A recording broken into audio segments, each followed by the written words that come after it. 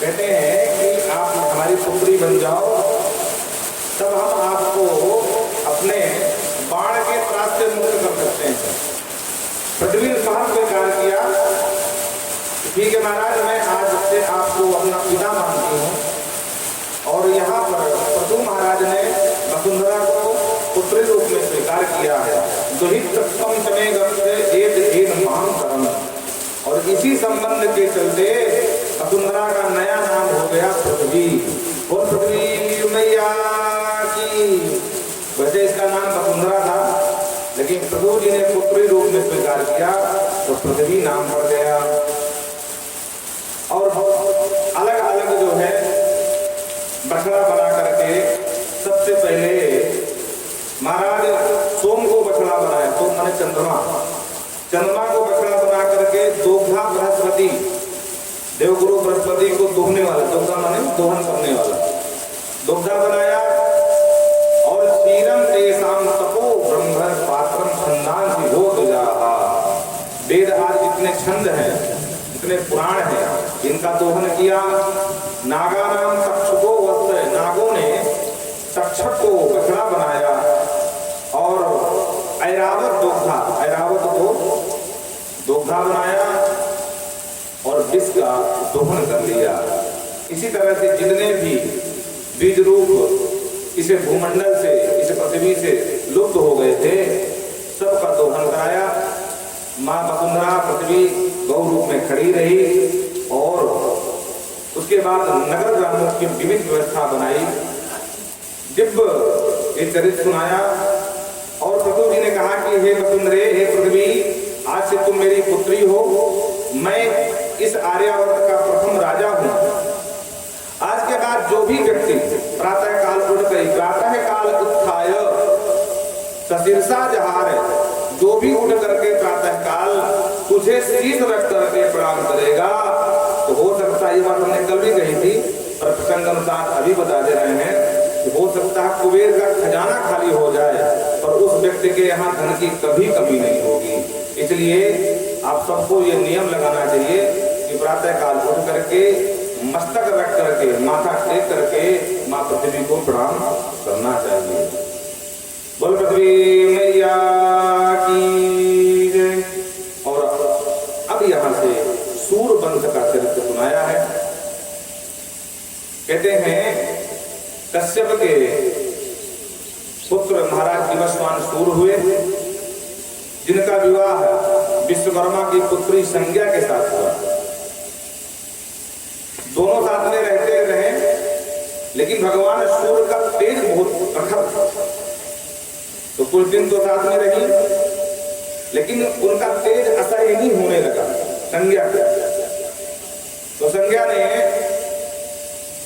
एक अपना ही प्रतिबिंब छाया रूप में, इनका छाया ही नाम प्रमाण में दिया हुआ है, उनको प्रकट किया और छाया से कहा कि देख, मैं पिता के घर जाना चाहती हूँ और मेरी जगह पर तुम यहाँ सूर्यदेव के साथ रहना।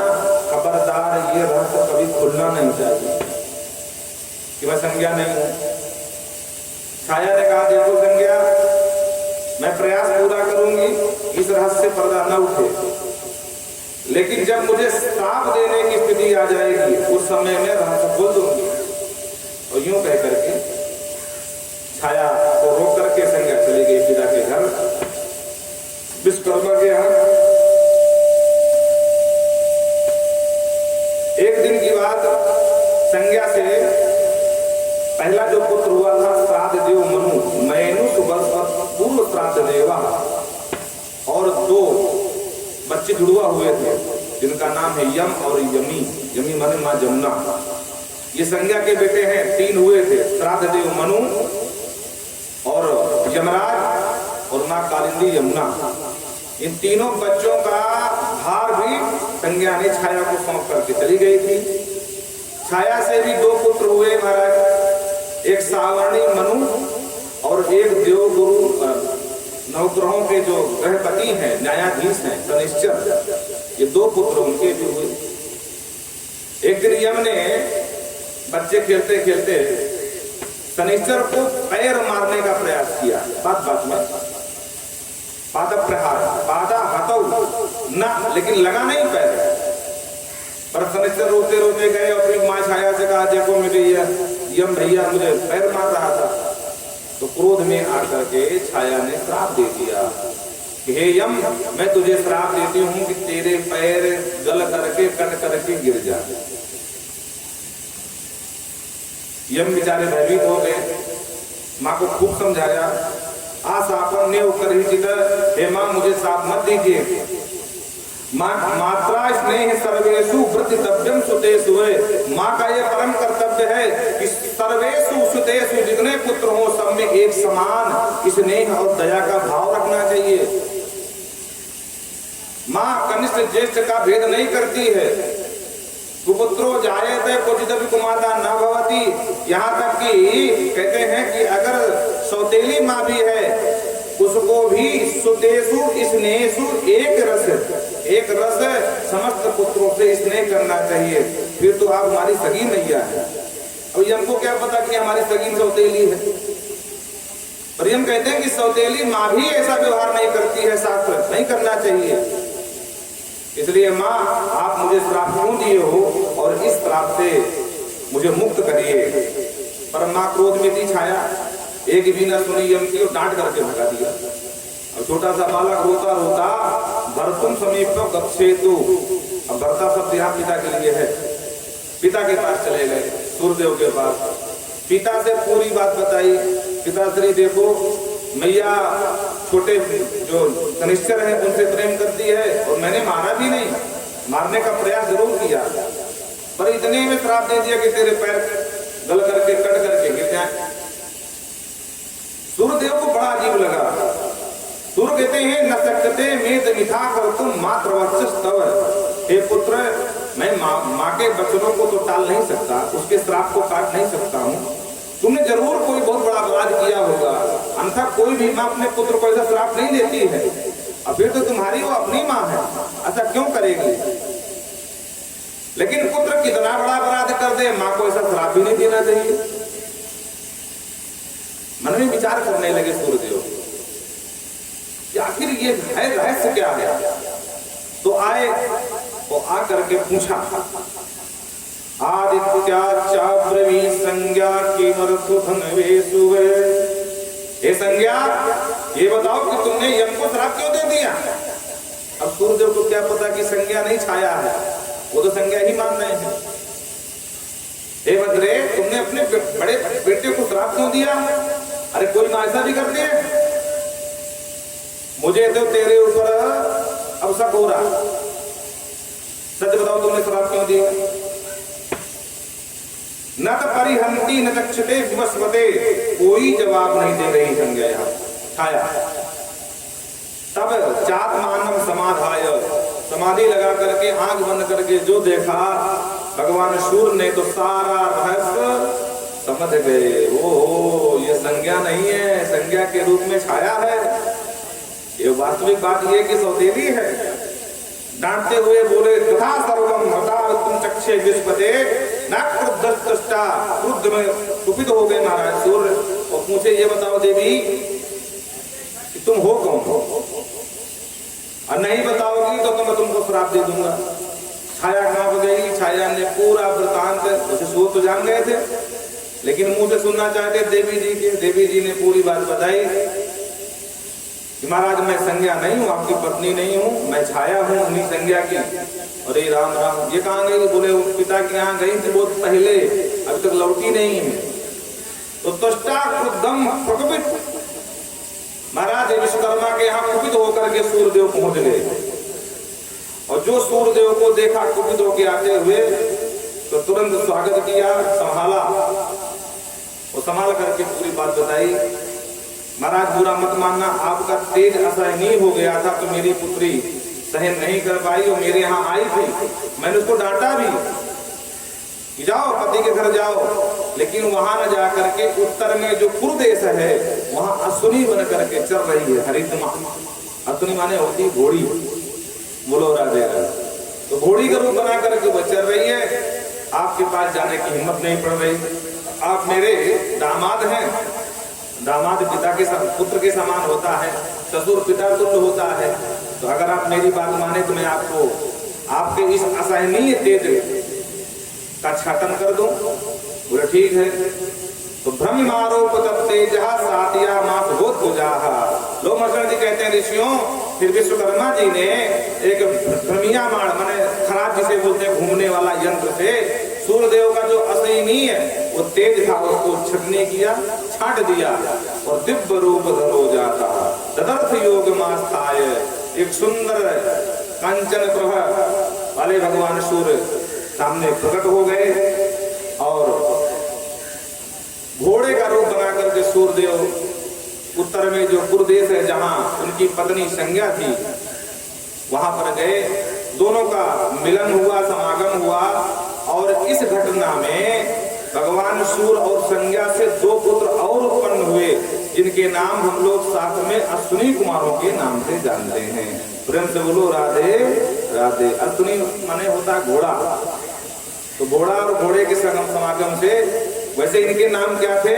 बोले नासत अस्मतो अश्विना भवत। कहते हैं इनके नाम नासत और दस्त्र थे, दोनों के नाम थे नासत और दस्त्र। और वैसे अश्विनी कुमार तो कहे जाते हैं दोनों भाई। ये वैद्य कहे गए हैं, इनको देवता लोग अछूत मानते रहे, पर भगवान की कृपा से इनको देवताओं में स्थान मिला। धर्मेण रंजयामा से धर्मराज युवा प्रजा। और इनमें जो यम थे, पिता ने कहा कि देखो तुम्हारे पैर में कीड़े लग जाएंगे और कीड़े मांस नोच करके खा जाएंगे, तुम्हारे पैर तो गिर जाएंगे, लेकिन बिना पैर के अभी तुम चल पाओगे। बोलो राधे राधे। ये हमारा आशीर्वाद है। माँ ने पैर टूटने का या कटने का श्राप दिया, पिता तुमको बिना पैर के चलने का वरदान दे रहे हैं। तो यही यमराज आगे चल करके धर्मराज इमा प्रजा, ये न्यायाधीश के रूप में धर्मराज कहलाए। अच्छा देखो, बहुत लोगों को ये मानना है कि यमराज अलग है, धर्मराज अलग है, पर ऐसा नहीं है। यमराज ही धर्मराज है, धर्मराज ही यमराज है। बोलो राधे राधे। ये कैसे? बोले जो शुभ आचरण करते हैं उनके लिए वो धर्मराज है, लेकिन जो अशुभ आचरण करते हैं उनके लिए वो यमराज है। बोलो राधे राधे। और आज अगर यमराज और धर्मराज को देखना हो तो उत्तर प्रदेश के मुख्यमंत्री जी को देख लो, सब कुछ समझ में आ जाएगा। बोलो वृंदावन बिहारी लाल की। हाँ, तो राजा प्रजा के लिए ऐसा ही होना चाहिए हैं?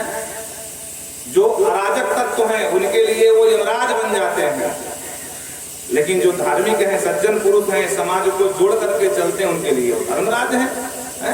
धर्म जो धारण किया जा सके वही तो धर्म है, लेकिन जो धारण करने योग्य नहीं है अगर उसको भी तुम धारण कर रहे हो तो तुम्हारे लिए भी यमराज ही पर्याप्त है। तो पापियों के लिए यमराज बन जाते हैं, लेकिन जो पुण्य आत्मा है उनके लिए वो धर्मराज कहलाते हैं। परम बोलो राधे। और इनके जो भैया थे भ्राता शनैश्चर, ये नवग्रहों में ग्रहपति कहलाए, इनको नवग्रहों में स्थान मिला। इनकी जो बिटिया थी संज्ञा की, यमुना लोक पावनी, ये नदियों में श्रेष्ठ नदी कहलाई और लोगों का कल्याण करने वाली हुई। इदम जन्म देवानाम सुनिया नरसत्तमः। जो भी इस संज्ञा प्रकरण को सुनता है उसको बंधन मुक्त हो जाते हैं, जन्म जन्मांतर के पाप उसके नष्ट हो जाते हैं। देखो ये ब्रह्म पुराण की कथा है, इसमें चींटी से लेकर के ऐरावत हाथी तक का प्रकरण, मतलब ऐसा कुछ छोड़ा नहीं है, बहुत विस्तार से वंशावली दिया है। तो जो आवश्यक है, जो पुराणों में नहीं है, उसी को हम स्मृत करते हैं। आगे चल करके वैवस्वत मनु, जो वर्तमान में चल रहा मनवंतर, उसमें जो मनु हुए उनके वंश का व्याख्यान किया है। कहते हैं महाराज वृंदावन बिहारी लाल की जय। वैवस्वत मनु के यहाँ उनके ही समान 9 पुत्र हुए और इन्हीं में जो है चंद्रमा की उत्पत्ति बताई है। वैवस्वत मनु इला की उत्पत्ति हुई और इला का बुद्ध के साथ समागम हुआ और इनके जो बड़े पुत्र हैं इक्ष्वाकु, सुदुम्न प्रतिष्ठान नगरी में सुदुम्न ने राज्य पुरुरवा को दिया और पुरुरवा के जो सरियाती अनंत आदि ये पुत्र हुए और इन्हीं के वंश में आगे चल करके महाराज रेवत हुए, जिनकी नातनी रेवती से बलराम जी का विवाह हुआ था।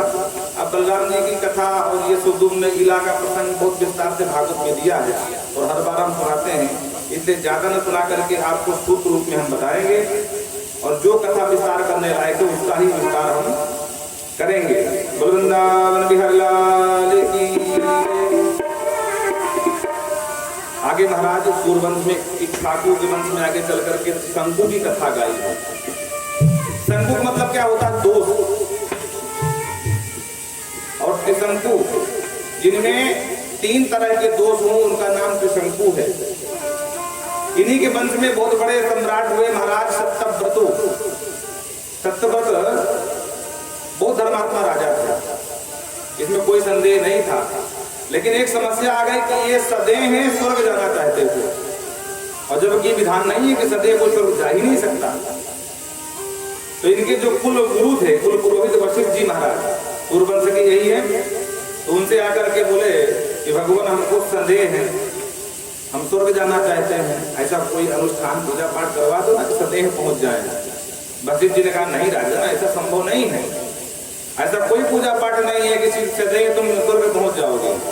हाँ, तुम पुण्यात्मा हो, इसमें कोई संशय नहीं है, आपको स्वर्ग मिल जाएगा, लेकिन देह छोड़ के जाना पड़ेगा। बोलो राधे राधे। सत्यव्रत ने कहा वाह, इतना पूजा पाठ इतने यज्ञ किया, देह छोड़ के जाने के लिए किया, इतना सुंदर मेरा देह, इसको छोड़ दूंगा? मैं नहीं छोड़ सकता, अगर भेजना है तो हमको आप देह के साथ भेजो। वशिष्ठ जी ने कहा देखो हमसे ये ना हो पाएगा, एक बात चालू कर देते। तो सत्यव्रतु ने कहा कोई बात नहीं, आप जाओ। अब वशिष्ठ जी के पुत्र थे महाराज शक्ति, शक्ति को पकड़ लिया, बाबा से काम नहीं बना तो बेटा से बनवा ले। तो शक्ति के पास आए, शक्ति समझाया देखो ब्राह्मण पुत्र, हमको पता है जो विद्या तुम्हारे पिता के पास है ना, वो सारी विद्या तुम्हारे पास है। तुम्हारे पिता तो धर्मात्मा बने घूम रहे हैं, अरे हम कह रहे कि हमको स्वर्ग भेज दो, जो दक्षिणा चाहिए मोटा लिफाफा ले लो, और बाबा नहीं बोला विधान के विपरीत हम नहीं कर सकते। एक काम करो, तुम हमको सदैव स्वर्ग भेज दो और जितना दक्षिणा कहोगे जो कहोगे मैं दूंगा। बोलो राधे राधे। शक्ति कुपित हो गए। शक्ति ने कहा वाह, मतलब पिता ने बात मैं तुम्हारी नहीं सुनी तो तुम हमारे पास आ गए।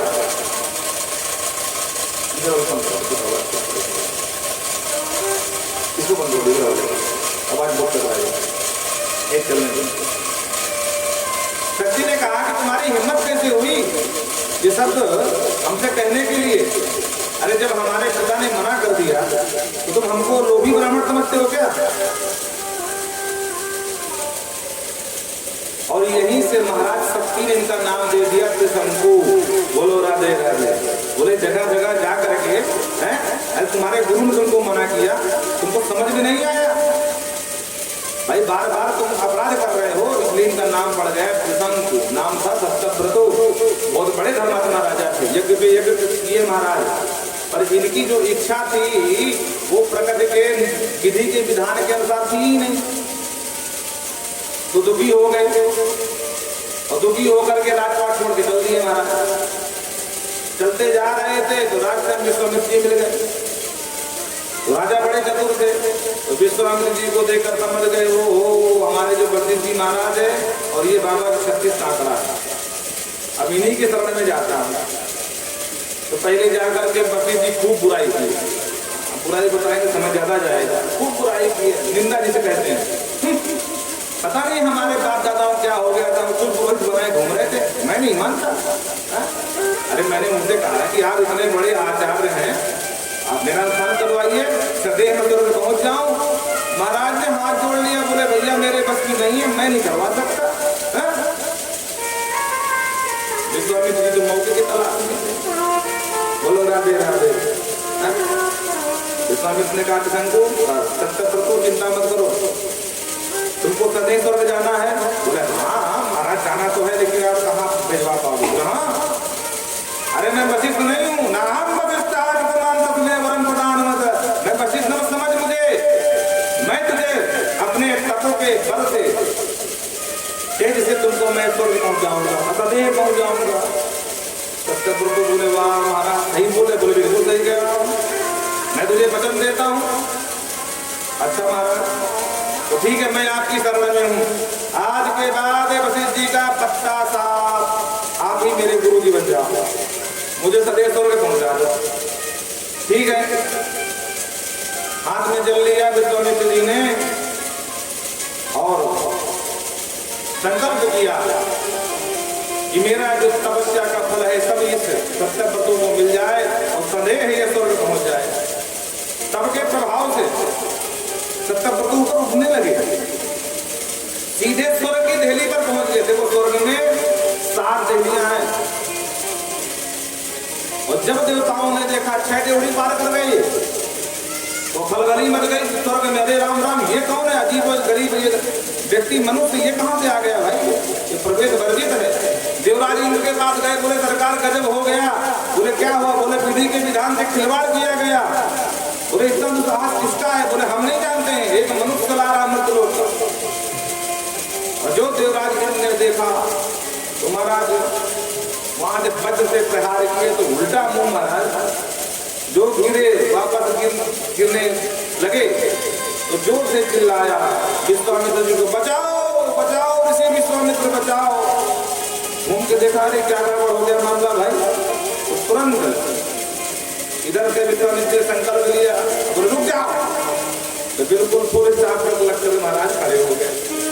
अब पैर उल्टा ऊपर को और सर नीचे को, उधर हट गए महाराज सत्यव्रत। इंद्र देवता सब मिल करके नीचे फेंक रहे हैं, अब विश्वामित्र जी का जो तप है वो ऊपर को ले जाना, अब ना ऊपर जा पा रहे हैं ना नीचे आ पा रहे हैं। और ऐसी स्थिति को त्रिशंकु लोग कहते हैं। बोलो राधे राधे। जब कभी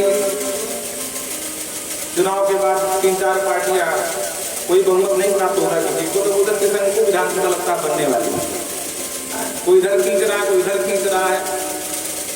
अब बीच में पिछता गांव में समाज पिछती है, जनता पिछती है, कल्याण कभी नहीं होता है। देवताओं ने कहा विश्वामित्र जी ये गलत बात है, हम इसको सदैव स्वर्ग में नहीं ले सकते, दे छोड़ के आ जाए हम ले लेंगे, धर्मात्मा कोई दिक्कत नहीं है। विश्वामित्र जी ने कहा ना, मैंने वचन दिया कि सदैव तुझे मैं पहुंचाऊंगा, और अगर नहीं पहुंचा रहा हूं तो वशिष्ठ जी के सामने कोई नाक कर जाएगी तो आपको स्वर्ग में लेना पड़ेगा। देवताओं ने कहा हम स्वर्ग में लेंगे नहीं। विश्वामित्र जी का कोई बात नहीं है, हम नई सृष्टि नया स्वर्ग बना देंगे, पर ये रहेगा स्वर्ग में, ये हमारा वचन। और संकल्प जल छोड़ा, पूरे नए सृष्टि का प्राकट्य हो जाए तो नए इंद्र नए देवता नया स्वर्ग, नया प्रतिष्ठान सब बन गया। प्रतिष्ठानम ब्रह्म प्रदान शंकु के लिए नया स्वर्ग बना दिया, अवै स्वर्ग में बिठा दिया। बोले देख सत्यव्रत स्वर्ग में पहुंच गया, ठीक है? बोले हाँ विश्वामित्र मैं बिल्कुल मजे में हूँ। अब देवताओं ने देखा, बोले ये तो गजब हो गया भाई, है? अरे क्या पहले वाला संसद भवन कम था जो नया बना दिया? बोलो राधे राधे। अब ये इतना जोरदार बना दिया कि नए के सामने पुराना फीका पड़ने लगा। देवता घबरा गए, ये हमारे स्वर्ग की तो महिमा मिट जाएगी, यहाँ कोई नहीं आना चाहेगा। और ऐसी ही स्थिति आजकल नेताओं की भी है महाराज। उनको समस्या इसी बात की है कि बाबा का लेख में शिलालेख में नाम आ जाएगा। उस समय के प्रधानमंत्री ने लोकार्पण किया और हम 60 साल तक राज्य किए का कुछ न कर पाए, और कोई समस्या नहीं है उनको। उनको ना आदिवासी से स्नेह है न किसी महिला से। बोलो राधे राधे। अगर आदिवासियों का दलितों का इतना ही सम्मान था जब वो चुनाव में आई थी, तो आप उनका विरोध न करते, समर्थन कर देते। तब तो बोले राष्ट्रपति नहीं राष्ट्रपति नहीं है। बोलो राधे राधे। यही स्थिति सबकी होती है। कुल मिलाकर के विपक्ष का काम विरोध करना, चाहे अच्छा करें चाहे गलत करें, गलत में विरोध होता, अच्छे में ही उनकी मजबूरी हो जाती है। तो सब देवता भाग कर गए ब्रह्मा जी के पास, सरकार ये गजब हो गया। बोले क्या हुआ? बोले नए ब्रह्मा, नए इंद्र, नया स्वर्ग, सब नया। अब हमें कौन पूछेगा? अब क्या करें? स्थिति बड़ी जटिल आ गई। ब्रह्मा जी आए, विश्वामित्र को समझाए, पुत्र ये दुराग्रह त्याग दे, इससे स्वर्ग की महिमा मिट जाएगा। हम तुम्हारी इच्छा पूर्ण करेंगे। तुमने इसको वचन दिया है सदैव जाने के लिए, तो हम तुम्हारे वचन की रक्षा करते हैं। मैं ब्रह्मा वचन देता हूं कि तुम्हारा ये यजमान सत्यव्रतु सदैव स्वर्ग जाएगा, लेकिन आप जो नया स्वर्ग बना के बैठे इसको आप नष्ट करो। विश्वामित्र का कोई बात नहीं है, हमको वैसे भी स्वर्ग बनाने की कोई इच्छा नहीं थी। हमारे संकल्प की पूर्ति अगर हो रही है तो हमको क्या करना है स्वर्ग से? आप पहले हमारे यजमान को स्वर्ग पहुंचाइए, उसके बाद हम नए स्वर्ग का नष्ट कर देंगे। सत्यव्रतु गए महाराज, ब्रह्मा जी कहने पर इंद्र जी मान गए और विधि के विधान को पलटना पड़ा। सदैव सत्यव्रतु महाराज के कंसों को स्वर्ग में स्थान देना पड़ा। और तब विश्वामित्र जी ने अपने हट को त्यागा और जो नया स्वर्ग बनाया था उसको जैसे बनाया वैसे नष्ट भी कर दिया। बोल भक्तवत्सल भगवान की जय। और इन्हीं के बंदे में आगे चल करके महाराज हरिश्चंद्र हुए। हरिश्चंद्र बहुत बड़े दानी हुए। आप सब इनकी कथा से परिचित हैं, वाल्मीकि रामायण में आती है, हमने सुनाया भी था। ये इतने बड़े दानी हुए कि स्वप्न में विश्वामित्र जी को सब कुछ सौंप दिया और जागृत अवस्था में विश्वामित्र जी पहुंच भी गए। और जो राजा ने देखा विश्वामित्र जी आए हैं तो क्योंकि रात का स्वप्न भूल गए थे, तो राजा बने बैठे थे, मुकुट लगाए, स्वागत किया, अहो भाग्य आप हमारे यहाँ पधारे, आसन ग्रहण करिए। बोले तुम्हारे यहाँ पधारे? राजन तुम्हारी बुद्धि तो ठीक है ना, क्या बोल रहे हो? तुम्हारे यहाँ नहीं पधारे, हम अपने यहाँ पधारे हैं। तुम हमारे यहाँ फातिम कब्जा किए बैठे हो। क्या मतलब महाराज ने समझा नहीं? अरे बोले याद कर रात का सपना, सपने में तूने सब कुछ मुझे दान कर दिया है, अब तेरा क्या बचा? चल निकल रात से बाहर। और जो याद किया दिमाग में जो डाल करके तो रात का सपना याद आया। बोले अरे गड़बड़ हो गया। बोले हाँ राज्य खाली कर। तुम्हारा सब कुछ छोड़ छाड़ के पत्नी सहित रोहित पुत्र को लेकर के गए और डोम के यहाँ इनको बिकना पड़ा। और पूरी कथा से आप परिचित हैं। परीक्षा लेने के लिए भगवान ब्रह्मा विष्णु महेश तीनों ने उठा नहीं रखा है इनके साथ। इनके पुत्र को सर्प ने दंड दिया। इनकी पत्नी लेकर के अपने बालक को शमशान घाट पहुंची। उनका कर दो। बोले मेरे पास कर कहाँ है? बोले मैं नहीं जानता, मैं डोम का मालिक है मेरा डोम, अब कर लेने की जवाबदारी मेरी है। ये मालिक के साथ तुम्हारा घात होगा, आपको कर देना पड़ेगा। तो बोले बस एक ही साड़ी है, धोती है, उसका आधा हिस्सा आप रख लीजिए कर के रूप में। बोले कुछ भी दे दो, पर कर देना पड़ेगा। तो फाड़ करके दिया। और जैसे ही उस बच्चे रोहित का अंत्येष्टि करने के लिए आगे बढ़े तो ब्रह्मा विष्णु महेश तीनों प्रकट हो गए। बोले धन्य हो राम महाराज हरिश्चंद्र, अरे हम तुम्हारी परीक्षा ले रहे थे भाई, मांगो क्या मांगते हो। महाराज हरिश्चंद्र की आंखों में आंसू निकल आए, फूट फूट कर रोने लगे। बोले भगवान आज के बाद ऐसी परीक्षा किसी भक्त की मत लेना और मुझे कुछ नहीं चाहिए, खोया हुआ राज्य। विश्वामित्र जी तुरंत वहां प्रकट हो गए। अब विश्वामित्र जी ने कहा कि देखो मैं तीनों देवताओं के कहने पर ये नाटक किया था, बाकी तेरे राज से मुझे कोई लेना देना नहीं राजा, प्रेम से अपना राज्य संभाल और मैं चला अपना भजन करने के लिए। बोलो राधे राधे। देखो गुरु और शिष्य का संबंध ऐसा ही होना चाहिए। शिष्य भी गुरु के लिए सब कुछ न्यौछावर करने के लिए हो, पर गुरु भी ऐसा हो कि बूढ़ी गौड़ी न दे।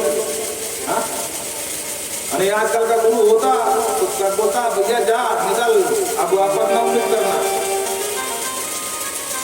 लेकिन विश्वामित्र जी कहा नहीं, मैं एक बार देवताओं की सभा में गया था तो वहां पर हमसे पूछा गया कि इस समय सबसे बड़ा दानी राजा कौन है?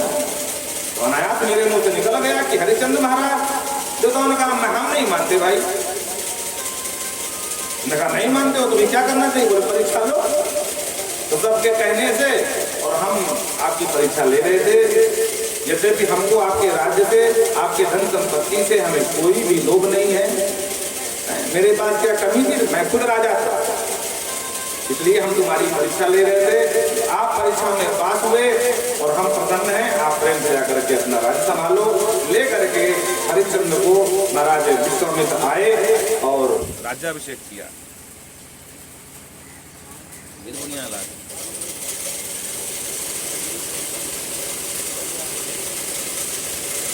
वृंदावन बिहारी लाल की। इन्हीं के वंश में आगे चल करके महाराज सकर हुए। सकर के 60,000 पुत्र। ब्रह्म पुराण कहती है कथम सकरो जातो करेण नहीं उत्साह पिता। इनका सगर नाम क्यों पड़ा? क्योंकि घर के साथ ही इनका जन्म हुआ था। घर माने वीर, जिनका नाम सगर पड़ गया। कहते हैं कि बाहु का पुत्र सगर, इनके पिता का नाम बाहु था। सबाहु पुत्राम संजान सैन्य धान। इनके पिता राजा थे है बाहु, और तालजंघान है वंश में जो राजा थे, इन्होंने बेकनी राजा थे। दिन भर मदिरा पान करना, उन्मत्त रहना, जुआज खेलना और दूसरे के यहाँ कब्जा कर लेना मारकूट करके। तो बाहु को राज हड़प लिया और राज हड़प करके भगा दिया। इन्हें कोई स्थान नहीं मिला तो और नाम के ऋषि यहाँ रहे बेचारे। और वहां एक रानी गर्भवती हो गई, लेकिन जो अन्य रानियां साथ में थी उनको सौतिया डाल लग गया।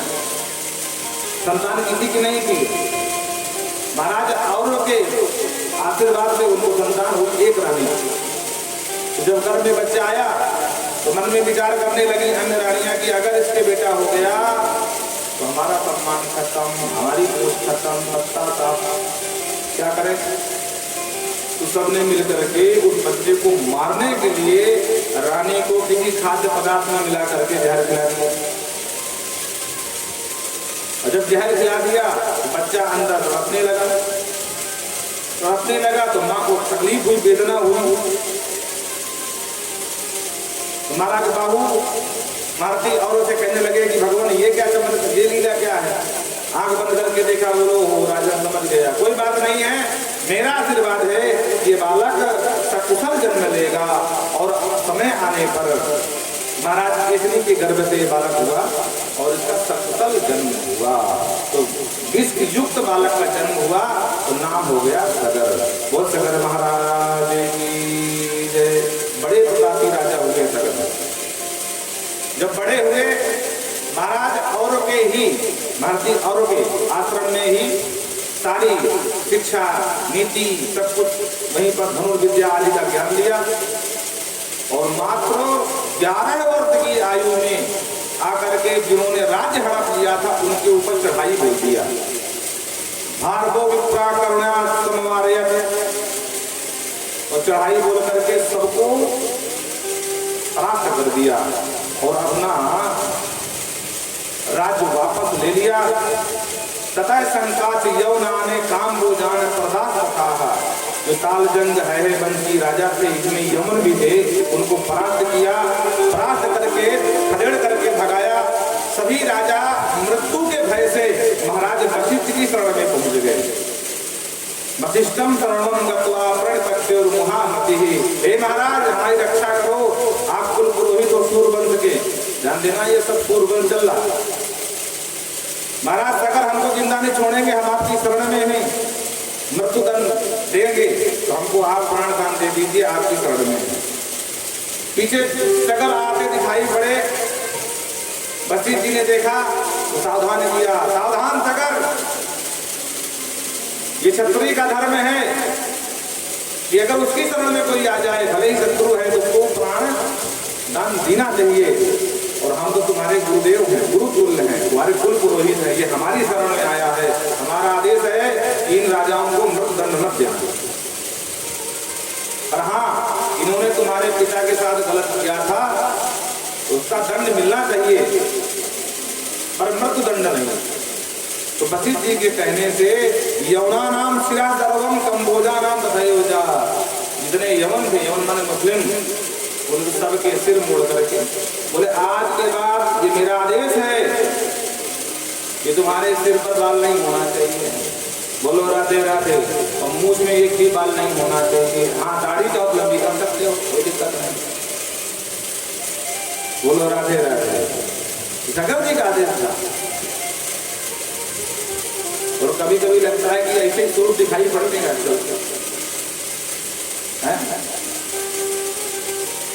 और इसी लगता है कि बाल ना दिखाई पड़े तो टोपी भी लगा लेते हैं। तो सगर जी ने कहा यवना नाम सिरा सर्वम कंबोजा नाम तथयोजा, हे यवनो, आज के बाद तुम्हारे सिर पर बाल नहीं दिखाई देना चाहिए।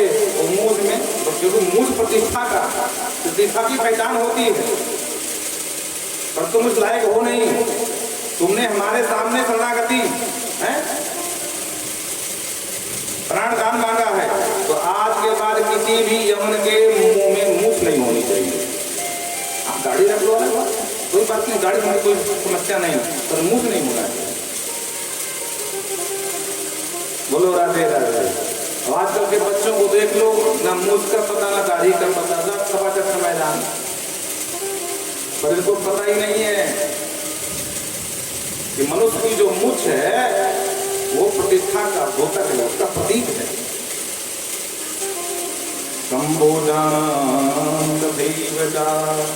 पारदा मुक्त के साथ पल्लव और इनको वेद से च्युत कर दिया। आज के बाद सर्वे ते विप्र धर्मास्ते ना निराकृतः। हे यवनो, हे वंशियों, आज के बाद वेद में तुम्हारा कोई अधिकार नहीं होगा। वेद तुम नहीं पढ़ सकते हो। वशिष्ठ वचनाद्राहा, जो वशिष्ठ जी ने सुना बोले हाँ, ये उत्तम दंड हुआ इनके लिए। धन्य हो राजन, तुमने गुरु की बात, जो श्रेष्ठ की बात मानते हैं वो बड़े बड़भागी होते हैं। वरदान मांगो अपने कुल पुरोहित से, क्या मांगते हो? बोले हे गुरुदेव, मैं एक ही वरदान मांगता हूँ कि जब तक मैं रहूं तो आपकी छत्र छाया मेरे ऊपर बनी रहे। वशिष्ठ जी खुश हो गए, बोले कोई बात नहीं बेटा, और उनको हरा करके अपना वापस राज्य प्राप्त किया। तो वो बहुत सारी ऐसी प्रजातियां हैं जो आजकल लुप्त हो गई हैं, जिनमें कोल है, कोल तो होते हैं लेकिन चोल भी लिखा हुआ है। अब चोल को ही कोल समझते भगवान जाने। तो शास्त्र की बात है, कहते हैं सका यौना कंबोजा परदारा दिलोत्तमाहा। कंबोजों को और यौनों को सिर मुंडित करना, मूछ मुंडित करना ये दिया। समाज पुरुषम देवम हरिम कृष्णम प्रजापतिम विष्णुम कपिल रूपेण तो पंतम पुरुषम दता। इनकी दो पत्नियां थी, सुमति और केतनी। एक रानी से मात्र एक बेटा हुआ और एक रानी से 60,000 पुत्र हुए। कोई बात नहीं, गर्मी जा रही धीरे धीरे, ठंडक है, सब लोग अंदर बैठ जाइए। तो एक रानी से 60,000 पुत्र और एक रानी से मात्र एक बेटा, जिनका नाम अंशुमान आप सब जानते हैं। इन्होंने जब यज्ञ करना प्रारंभ किया तो तस्य चक्षु समुत्तेन तेजसा विबुधाः। जब उस अश्वमेध यज्ञ का घोड़ा छोड़ा गया तो घोड़े को महाराज इंद्र चुरा करके और पाताल पहुंच गए, कपिल के आश्रम में बांध दिया। और इधर घोड़ा खोजते खोजते सगर के 60,000 पुत्र पहुंचे और उन्होंने जब पूरे ब्रह्मांड में खोज लिया, घोड़ा कहीं नहीं मिला, तो अंत में नीचे की तरफ गए खोजते खोजते, तो पहुंच गए पाताल और वहां कपिल जी की आश्रम में घोड़ा बंधा हुआ देखा। तो उनको लगा कि ये बाबा चोर है और ये हमारा घोड़ा चुरा करके हमको बेवकूफ बनाना चाहता था, लेकिन हमने पकड़ लिया। तो बाबा को पादप प्रहार किया। इतने में तस्य चक्षु समुत्तेन, तुरंत जो नेत्र खोल करके बाबा कपिल ने क्रोधाग्नि से देखा तो इनके पुत्र भस्म हो गए। बोल भक्त भगवान। अच्छा, एक बात आपको और जाननी चाहिए कि प्रायः लोग जानते हैं कि 60,000 जो बच्चे थे सभी भस्म हो गए थे, पर ऐसा नहीं है। कहते हैं दग्धा सर्वे मुनिश्रेष्ठा चत्वार वेक्षवगाम गतः, 60,000 में 4 पुत्र बच गए थे जो भस्म नहीं हुए थे, बाकी सब भस्म हो गए थे। तो 4 में से जिनके नाम बताया है, बहिर्केतु, सुकेतु, धर्म तथा पंचनद, और इसी पंचनद का आगे वंश चला, क्योंकि अंशुमान को विवाह नहीं किया था। बोलो राधे राधे। अब आप विचार करिए, ये 60,000 में केसरी के जो पुत्र थे उनमें 4 बच गए थे। चारों ने कहा भैया देखो ये महाराज है, बाबा जी हैं, तुम कह रहे हो कि चोर हो सकता है, पर कोई जरूरी नहीं कि चोर हो। अगर मान लो चोर न हुआ, अब कोई तपस्वी महात्मा निकल गया, तो ये भगवत का अपराध है। इसलिए भाई इस काम में हम तुम्हारे साथ नहीं हैं। तो 60,000 में चारों ने समर्थन नहीं दिया, चारों दूर खड़े हो गए, चारों मना करते रहे, पर अन्य जो 60,000 में थे उन्होंने नहीं माना और बाबा का अपमान कर दिया। तो और तो सब बंद हो गए, पर 4 बच गए। कहते तस्मै भगवान हरि नारायणो वरम अक्षयम निष्कामो, भगवान नारायण हरि प्रकट हो गए और हरि ने सकर से कहा, हे सकर हम वरदान देते हैं कि कभी भी इक्ष्वाकु वंश का क्षय नहीं होगा। ये 4 बच्चों में से जो पंचनद है इसी का आगे वंश चलेगा। और ऐसा आशीर्वाद दे करके भगवान नारायण वहां से अंतर ध्यान हो गए।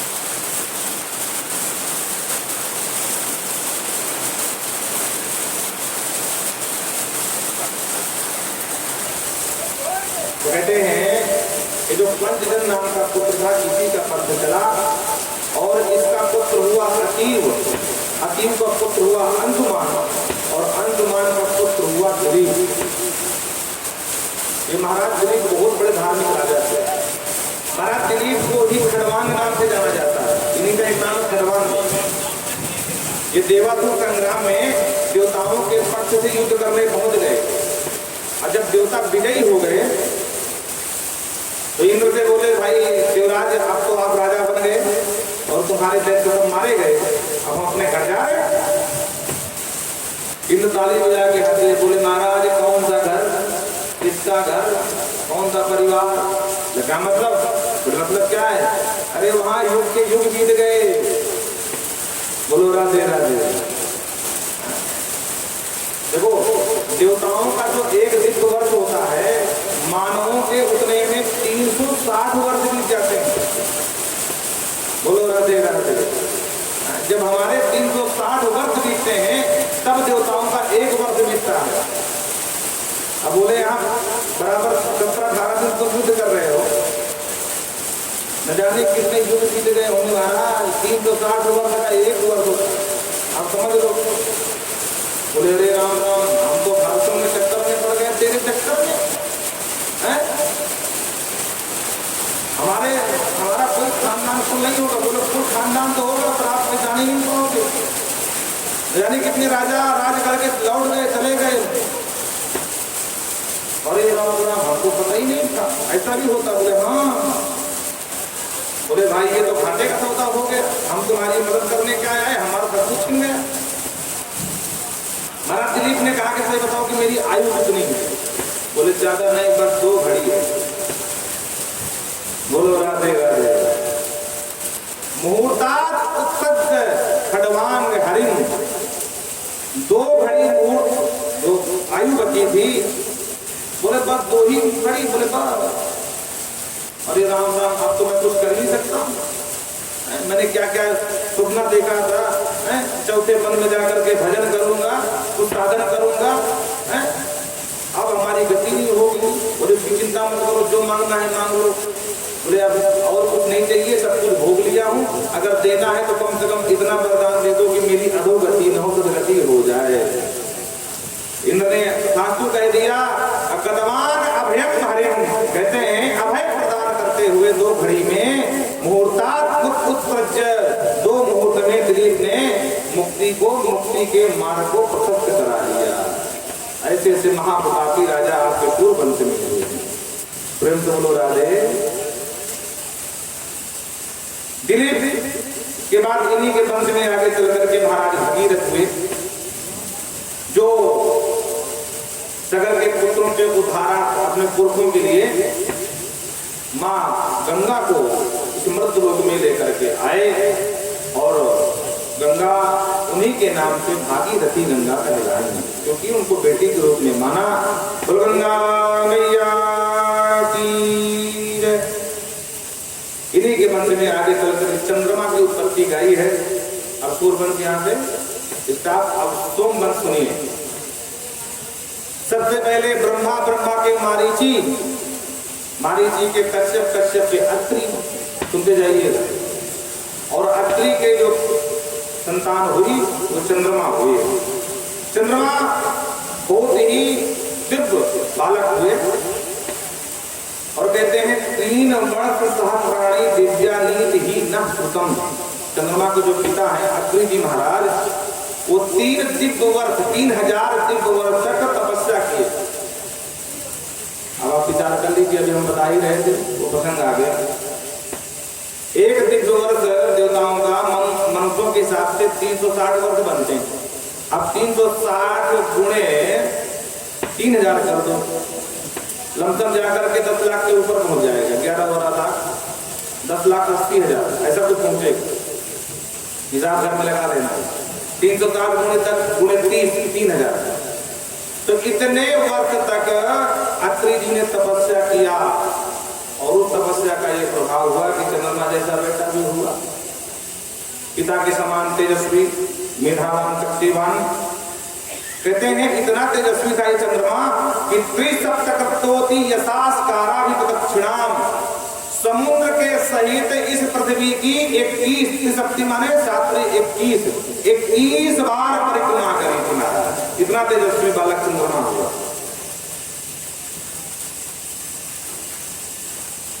यज्ञानुष्ठान करने लगे और ये देख करके ब्रह्मा खुश हो गए। ब्रह्मा जी ने इनको राजा बना दिया। इनका राजा बनाया, बोले बीजो सभी विप्राण चमुनि सप्तमा। जितनी वनस्पति न चंद्रमा की देन है, बीज, औषधि, आपा माने जल, और विप्राणाम ब्राह्मणों के राजा कौन है? चंद्रमा। चंद्रमा को इनका राज दिया। भाई बात सीधी सी है, देश चलाने के लिए मंत्रिमंडलों का विस्तार करना होता है। अब फिर तो इतनी बड़ी व्यवस्था है सरकार की, तो सबके अलग अलग मंत्रिमंडल विस्तार किया। अच्छा एक बात और है, हर 5 साल में खट्टा मीठा सब मालूम पड़ जाता है कौन पार्टी कैसा काम करती है। तो यहाँ 12 वर्ष 12 वर्ष के लिए अनुष्ठान चल रहा है। इस 12 वर्ष में कथा भी चल रही है।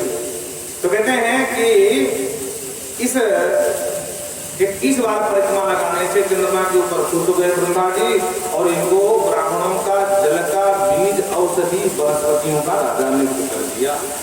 जब राजा बन गए तो राजसूया यज्ञम 1,000,000 1,00,000 राजसू यज्ञ करने का इनके ऊपर प्रमाण है। महाराज चंद्रमा के ऊपर कितने यज्ञ करता है, यज्ञ पे यज्ञ किए जा रहे हैं। चारों तरफ जय जयकार हो रही है। और तत्प्राप्त दुष्प्राप्त ऐश्वर्यम ऋषिकृतम, ऋषि लोग भी सम्मान करने लगे। आइए महाराज, अहो भाग्य, आप जैसा धार्मिक राजा हमारे भवन में पधारा, हमारे आश्रम में पधारा। और ये सम्मान दे करके, सत्कार दे करके चंद्रमा को अब उसकी बुद्धि खराब हो गई। देखो, भोजन पचा लेना आसान है पर सम्मान पचा लेना आसान नहीं है। अरे भोजन की छोड़ो, पत्थर पचा लोगे पर सम्मान पचा ले जाए वही तो महान है। बोलो राधे राधे। अपमान पचा लोगे पर सम्मान को पचा लो, वही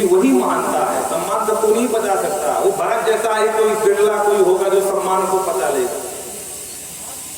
चंद्रमा के साथ यही हुआ, सम्मान पा करके एकदम बावरे हो गए और कहते हैं भ्रमा मतिस्ता, मति भ्रम हो गया चंद्रमा को। चंद्रमा को लगा वाह हमें बाकी सब कम है। भगवान ने देखा, बोले वाह हमारा ही बच्चा और हमसे ही आंख दिखा रहा। भगवान ज्यादा कुछ करना नहीं, थोड़ा सा एक इसको ढीला करना होता है, बस बुद्धि वाला। तो भगवान ने हल्का सा, जैसे नारद जी का कर दिया था, नारद जी का पुत्र का आप जानते हैं, तो चंद्रमा का भी एक ऊपर का मस्तिष्क का जो नटबोल्ट है हल्का ढीला कर दिया। तो एक दिन पहुंच गए देवगुरु बृहस्पति के यहाँ, बृहस्पति को प्रणाम भी किए। अब सम्मान में कोई अतिथि आवे तो घर की माता महिला वो जलपान लेकर आती है। तो गुरु जी की माँ पत्नी, गुरु पत्नी तारा जलपान लेकर के आए। और जो गुरु पत्नी को देखे चंद्रमा तो हक्के बक्के हो गए, वाह गुरु जी के सफेद दाढ़ी वाले, ये देवी नहीं बड़ी सुंदर है, इनकी जोड़ी ठीक नहीं है, ये अगर हमको प्राप्त हो जाए देवी की तो हमारी तो है, बल्ले बल्ले के जाए। तो गुरु जी से कुछ नहीं बोले और निर्विलेश नैनों से निहारते रहे ना देवी तारा को। तारा भी समझ गई। अच्छा एक बात और है, माताओं में एक विशेष गुण होता है, इनकी बड़ी दूरदर्शिता होती है, हम आप समझ नहीं पाएंगे पर ये समझ जाएंगे किस दृष्टि से इनको देखा जाए। तारा भी समझ गई, बोलो राधे राधे। और दोनों में आखिर चार हुई और लेकर के देवी जी को भाग ली, बोलो राधे राधे। चंद्रमा ने हरण कर लिया तारा का। अब देवगुरु बृहस्पति ब्रह्मा के पास पहुंचे, ब्रह्मा की गाय करी, देखो ये कैसे चंद्रमा है? अरे इसको तो बड़ा अच्छा मानते थे, एकदम महान नीच निकला, मेरी देवी लेके भाग गया। ब्रह्मा आए, सब देवता एकत्र हुए, सब समझाया, बहुत समझाया। कहते हैं देवच तथा देवर्षि मुहुर्मुह बारंबार समझाया, तो नहीं समझा। बोले ना, सारे देवता खिलाफ हो गए पर चंद्रमा के डटे रहे, बोले कुछ भी हो जाएगा तारा को वापस नहीं दूंगा। लेकिन दैत्यों के जो गुरु शुक्राचार्य है वो साथ में खड़े हो गए, चंद्रमा घबराना मत, कोई तुम्हारा साथ नहीं आना दे, लेकिन हम तुम्हारा साथ देंगे। हर काल में हर तरह के लोग होते महाराज, समझ लेना, बोलो राधे राधे। शुक्राचार्य तो वैसे भी जलते देवताओं जलते थे पहले से, और वो देवगुरु बृहस्पति को नीचा दिखाना चाहते थे, ऐसे अच्छा मौका कोई था ही नहीं। बोले कुछ भी हो जाए चंद्रमा घबराना मत, और मैं और मेरी पूरी दैत्य सेना तेरा साथ देगी। और शुक्राचार्य जी जानते थे इससे पहले बाबा शिव के पास कोई न पहुंच जाए, उनसे पहले मुझे पहुंचना चाहिए। तो बाबा शिव के पास, परम भक्त है शुक्राचार्य शिव बाबा के, शिव के पास पहुंच गए। बोले भोलेनाथ बड़ी समस्या आ गई है। बोले क्या हुआ?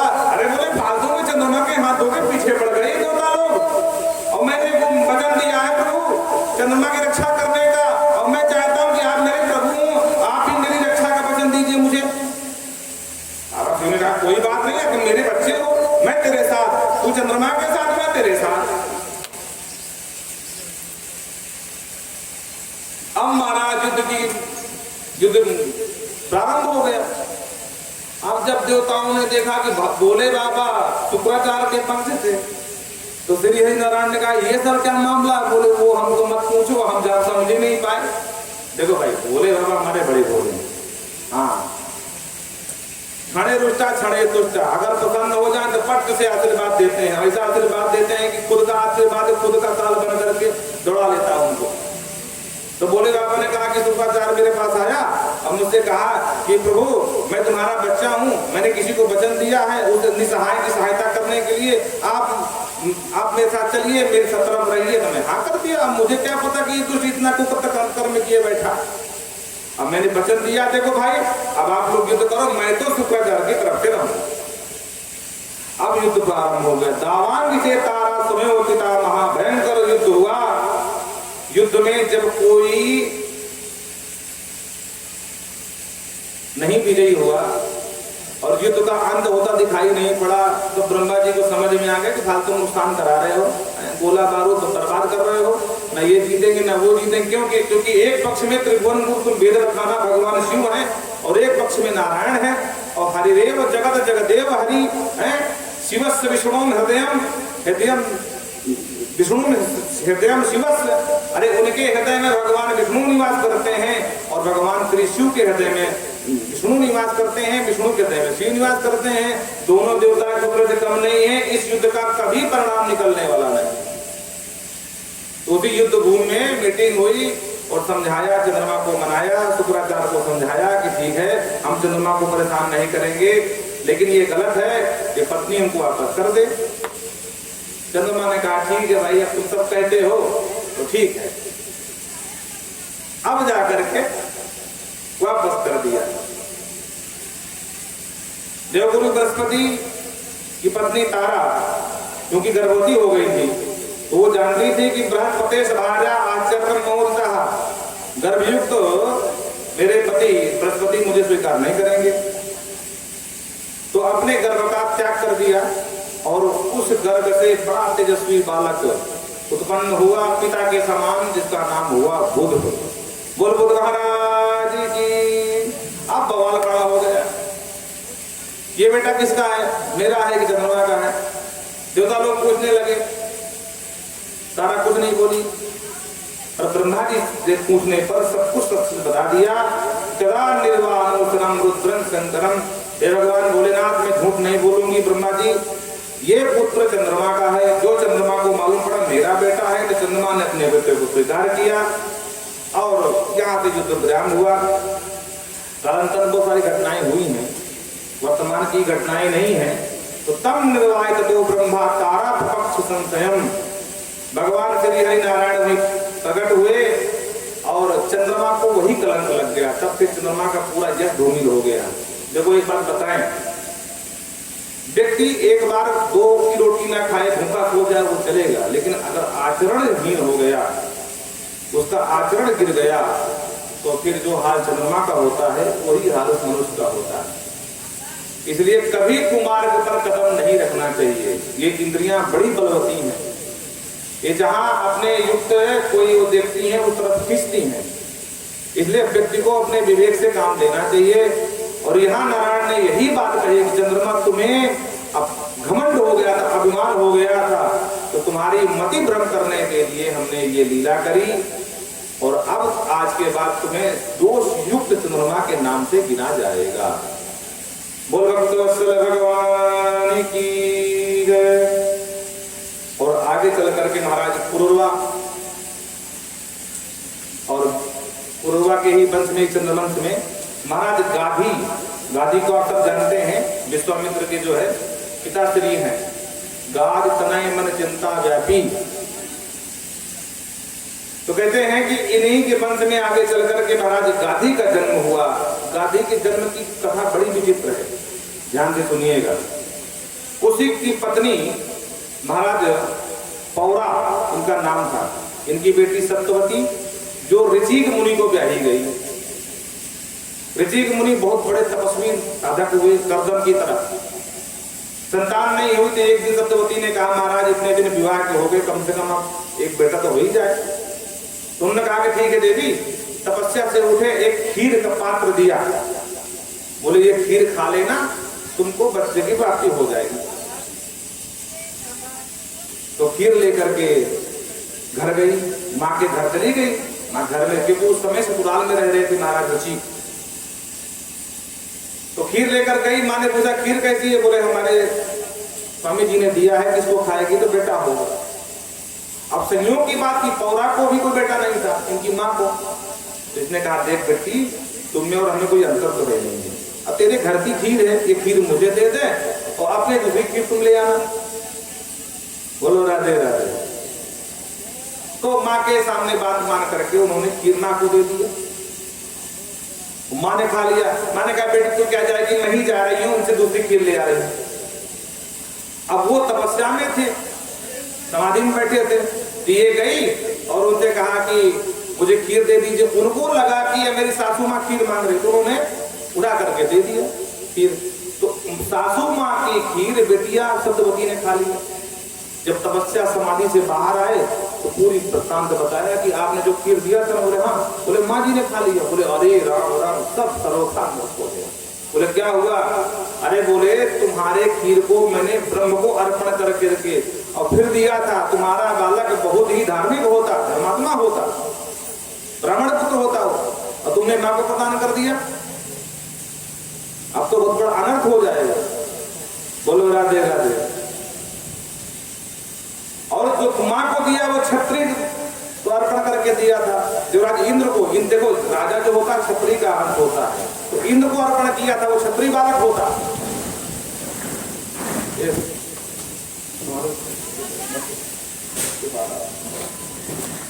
बोले हमने दिया है, होगा, गिरने का ध्यान रखना।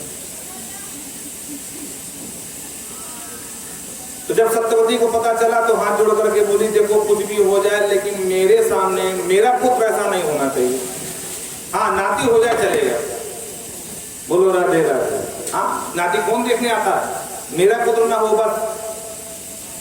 तो ठीक है मैं वरदान देता हूँ ऐसा ही होगा। तुम्हारा पुत्र तो नहीं होगा पर नाती में क्षत्रिय के अंश जरूर आ जाएंगे। ये गिर जाएगा, पंखा फिर गिरेगा। पंखा डालो आपके निकाल दो, पकड़े जाना। तो कहने का तात्पर्य यह है कि महाराज जी ने आशीर्वाद दे दिया कि ऐसा ही होगा। मन को स्थिर करें। और सत्यवती के घर में उन्हीं के गर्भ से महाराज भृगो जाताम वंशे जगमिनी अग्नि अजायत। जब अग्नि महाराज का जन्म हुआ, जो पिता के आशीर्वाद से इनमें तो क्षत्रित्व नहीं आया, पर जो इनके पुत्र हुए जिनका नाम राम हुआ, अहे वंशी क्षत्रियों का संहार किए, इनमें जरूर क्षत्रिय का अंश आ गया। प्रेम से बोलो राधे। हाँ, और माँ के वंश में भी देख लीजिए, गाधी में ब्रह्मत्व नहीं आया, लेकिन जो गाधी पुत्र थे महाराज विश्वामित्र, वो ब्रह्म ऋषि कहलाए, ब्रह्मवर्ती कहलाए। उनमें ब्रह्मत्व आया, ये ऋषि के आशीर्वाद था, उनकी खीर का ही प्रभाव था। उन्हीं के यहाँ महाराज कंदग्नि के यहाँ रेणुका से विवाह किया और भगवान परशुराम जी का प्रादुर्भाव हुआ। बोल परशुराम जी महाराज की जय। आइए बंद हो गया हो तो आओ, गंधर्वो आ जाओ, बंद हो गया हो, लगे हो बैठ जाओ ना। विस्तार से ये धनवंतरी अपने देवगुरु भरद्वाज से ये धनुर्विद्या और वैद्य कहलाए, जिन्होंने अपने 8 शिष्यों में बंटवारा किया। इस प्रकार से अनेक प्रकार की कथा गाते हुए और अंत में महाराज नहुस का चरित्र बहुत विस्तार से इसी सोमवंश में गाया है, ध्यान से सुनिएगा। महाराज नहुस पितरों की कन्या बिरजा से विवाह किया और इनके यहाँ 6 पुत्र हुए, जिनके नाम यति, ययाति, संयाति, आयति, यति और सुयाति, ये 6 पुत्र हुए। यति तो सन्यासी हो गए और जो ययाति हैं ये राजा बने। बड़े ध्यान से सुनना, यति ययाति क्रमशः है, पर यति हो गए सन्यासी, यति मान सन्यासी होता है, सन्यासी हो गए, पर ययाति राजा बने। और इनके विवाह की कथा बहुत ही चटपटी दी हुई है, ध्यान सुनिएगा। एक बार महाराज ययाति जंगल में शिकार खेलने गए। शिकार खेलते खेलते उनको प्यास लगी, तो पानी की खोज में आगे बढ़े। तो एक उद्यान था, उस उद्यान में कुआं था, उस कुएं में उसके बगल में एक सरोवर था। तो दानवराज बृहस्पति की पुत्री शर्मिष्ठा और महाराज शुक्राचार्य की पुत्री देवयानी दोनों सखी, मतलब सखियां थी, दोनों अभिन्न सहेली। तो दोनों घूमते घूमते उद्यान में पहुंची और जलाशय में स्नान करने लगी। स्नान करते करते वहां से कुछ ऋषि निकल पड़े महाराज, और जो ऋषियों को देखा तो लज्जा के मारे भाग करके दोनों वस्त्र पहनने के लिए एक दूसरे के वस्त्र पहन लिया। देवयानी ने दानवराज बृहस्पति की पुत्री शर्मिष्ठा के कपड़े पहन लिए और शर्मिष्ठा ने जब देखा तो कुपित हो गई और कहती वाह क्या जमाना आ गया है, हैं? आजकल यज्ञ का भाग कुतिया खाने लगी है। और ये बात लग गई महाराज देवयानी को, वाह मेरे पिता को गुरुजी बना करके तेरा बाप पूछता है और तू मुझे कुतिया कह रही है। बोले उतार मेरे कपड़े, अगर तुझे बुरा लग रहा है तो कुतिया तो है ही है, और तो क्या है, हैं?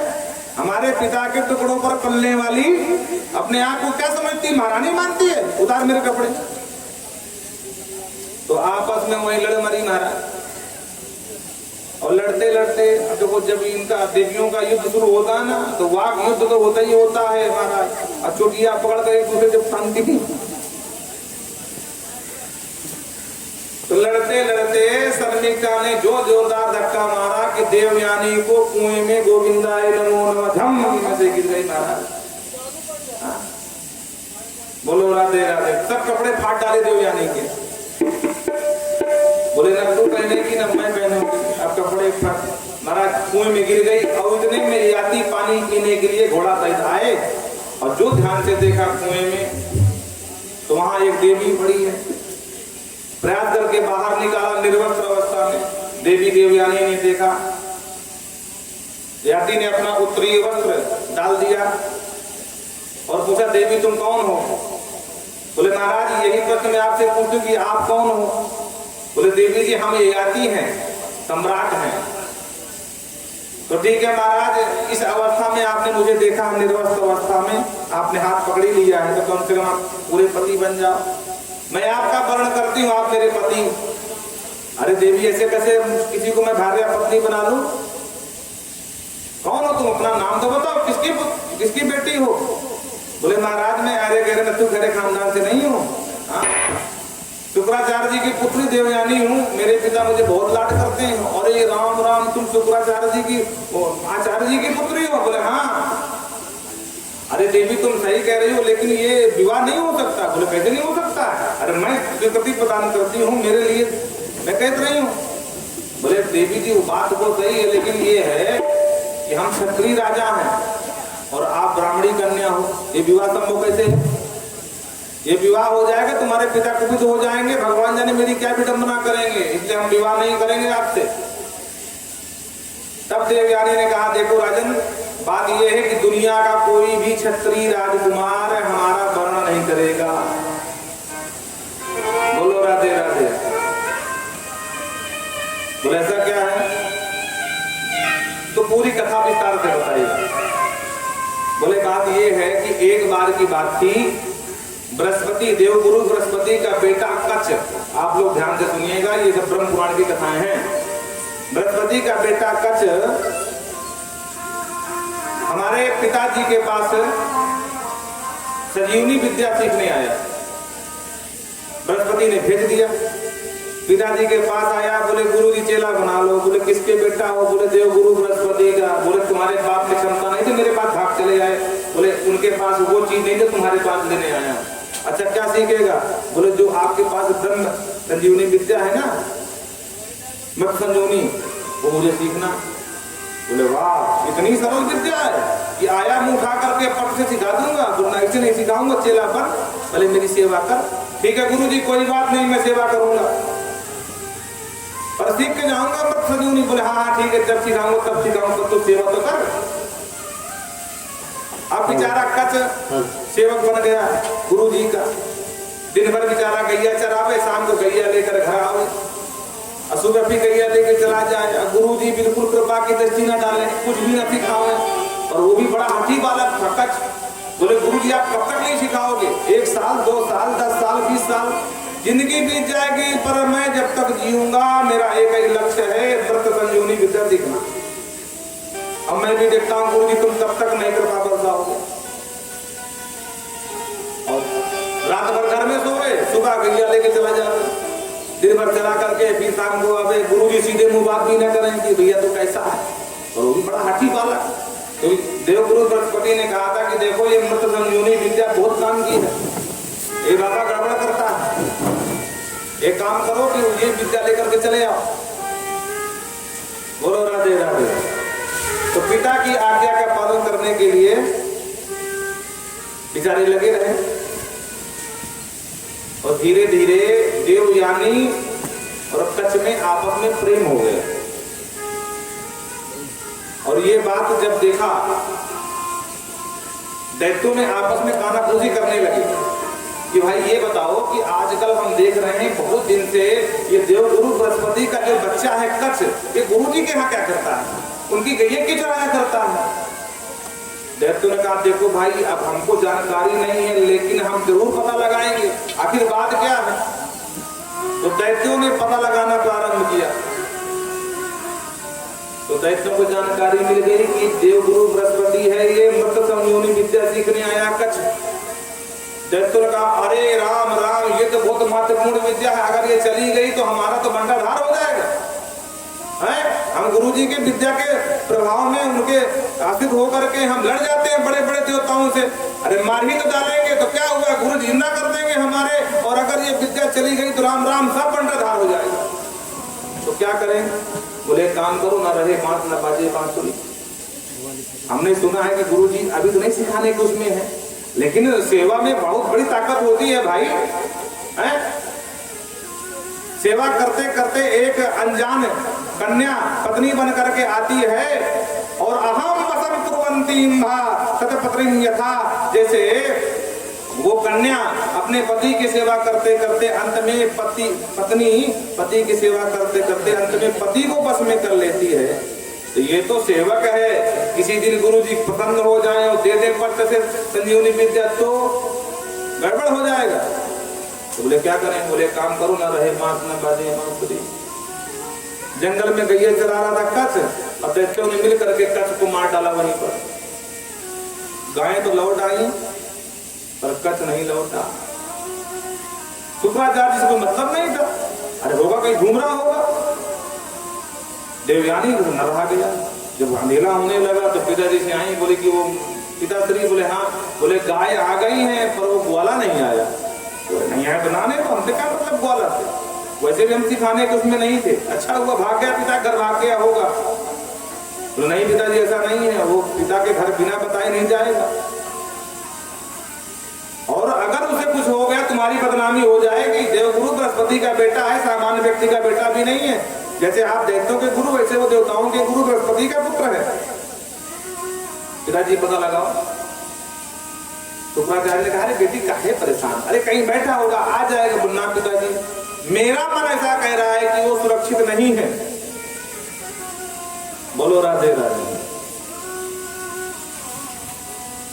देखो जब व्यक्ति किसी से प्रेम करता है ना तो उसके हित और अनहित की सूचना पहले समझ में आ जाती है। माँ का हृदय होता है पुत्र के प्रति समर्पित होता है। कदाचित पुत्र कभी संकट में है तो माँ का हृदय पहले बता देगा कि आज आपके बालक के ऊपर कोई संकट है। तो देवयानी समझ गई। अब पुत्री हट के आगे शुक्राचार्य जी को झुकना पड़ा, और जो आंख बंद करके देखे और देखते तुरंत समझ गए। बोले पट्ट से आंख खोले, बोले अरे बिटिया राम राम, बड़ा अनर्थ हो गया। बोले क्या हुआ? अरे बोले ये मूर्ख दैत्यों ने उसको जंगल में मार डाला, वो मरा पड़ा है। देवयानी रोने लगी, बोले मैं नहीं जानती, उसको जिंदा करो। अरे वो मर गया तो कैसे जिंदा करो? बोले हमको सब पता है, दैत्यों को जिंदा करते हो ना, वैसे उसको जिंदा करो। मर गया तो क्या हुआ, जिंदा करो। अरे बेटी वो शत्रुओं के पक्ष का है। बोले शत्रु बाद में होगा, तुम्हारा वो शिष्य है, ये नीति नहीं कहती है।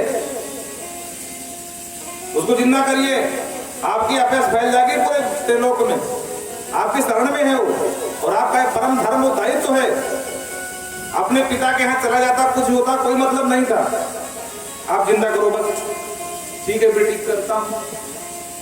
शुक्राचार्य जी ने अपनी वही विद्या का प्रयोग किया और मरा किया हुआ वो कच्छ जिंदा उड़ करके महाराज लौट के घर आ गया। जो देवयानी ने देखा तब जाके जान में जान आई। देवयानी ने पूछा क्या हुआ? बोले हम इतना हमको याद है कि ये सब गिर करके मुझे घेर रहे थे, मार, उसके बाद मुझे कुछ याद ही नहीं। बोलो राधे राधे। पर देवी जी तुम्हारी कृपा से आज हम बच गए। बोले चलो कोई बात, सावधान रहना दोबारा, ये दैत्यों कोई ठिकाना नहीं। अब इधर दैत्यों को मालूम पड़ा, बोले अरे राम राम, हम उसको मार गया, गुरु जी जिंदा कर दिए। अरे हम तो पहले कह रहे थे गुरुजी कोई ठिकाना नहीं है, इसका मतलब है शिष्य के प्रति प्रेम हो गया गुरुजी को। आवाज नहीं तो कल हमारी महत्वपूर्ण विद्या चली जाएगी देवताओं के पक्ष में। तो क्या कर सकते हैं भाई? अरे मार दिए तो ज्यादा क्या कर पाएंगे? गुरुजी फिर भी जिंदा कर लिए, अब क्या करें? जो कुछ बुद्धिमान देते थे बोले हम बता रहे हैं क्या करना। बोले क्या करना है? बोले इस प्रकार से मारेंगे गुरु दोबारा जिंदा ही नहीं कर पाएंगे। बोले ऐसा क्या करोगे? बोले जब तो दोबारा फिर मारा, और इस प्रकार से मारा कि पूरे अस्थि पंजर सही जैसे कोल्हू में नहीं तेल पेरा जाता, उसी प्रकार पूरे शरीर को खून को पेर दिया और रस बना करके किसी खाद्य सामग्री में मिला करके गुरु जी को खिला दिया। बोलो राधे राधे। बड़ी विचित्र कथा है। उसको मार करके रस बना करके और खाद्य सामग्री मिला करके शुक्राचार्य को ही खिला दिया। और शाम को फिर गाय लौट आई पर ग्वाला नहीं आया। देवयानी ने कहा कि पिताश्री आज फिर नहीं आया ग्वाला, अब क्या हुआ उसको? शुक्राचार्य जी ने कहा अब क्या हुआ? बोले हम नहीं जानते। देखो, और जो ध्यान से देखे तो मरा मराया बेचारा कच्छ गुरु जी के पेट पे डुबकी डुबकी ले रहा। गुरु जी ने कहा बिटिया महाअनर्थ हो गया। बोले क्या हुआ? बोले मूर्खों ने भगवान जाने कैसे मारा उसको, पीस पास के बराबर करके और मुझे ही पिला दिया, पेट में बैठा तेरा ग्वाला। बोले पिताजी जल्दी बाहर करो। अरे बोले उसको बाहर करूंगा मैं मर जाऊंगा। बिटिया क्या कह रही है? बोले मैं कुछ नहीं जानता, उसको बाहर करो। अब शुक्राचार्य जी के सामने धर्म संकट आ गया। न लोह गंधो राजर्षि प्रधान बतान। अगर इसको बाहर करता हूं तो मैं मर जा रहा हूं, और नहीं बाहर करता हूं तो पुत्री परेशान। अब बहुत लाड करते थे पुत्री देवयानी से। कोई बात नहीं बिटिया, हम तुमको वचन देते हैं, आज नहीं तो एक दिन इसको हम बाहर कर देंगे, चिंता मत करो। वैसे भी बाहर सुरक्षित तो है नहीं, बाहर निकाल दूंगा, फिर देखते आएंगे मूर्ख भगवान जाने क्या क्या कुयंत्र करेंगे, फिर मारेंगे इसको। तो सबसे सुरक्षित जगह मेरा पेट है, इसके लिए तो चिंता मत कर, सुरक्षित है। कश्यप बोले देख पुत्र, वस्तुतः हम तुम्हें कुछ सिखाना नहीं चाहते थे, लेकिन तेरी गुरु भक्ति से मैं रिझ गया। अब मैं तुझे ब्रह्म विद्या है मृत्यु संजीवनी, ये तुमको सिखाऊंगा,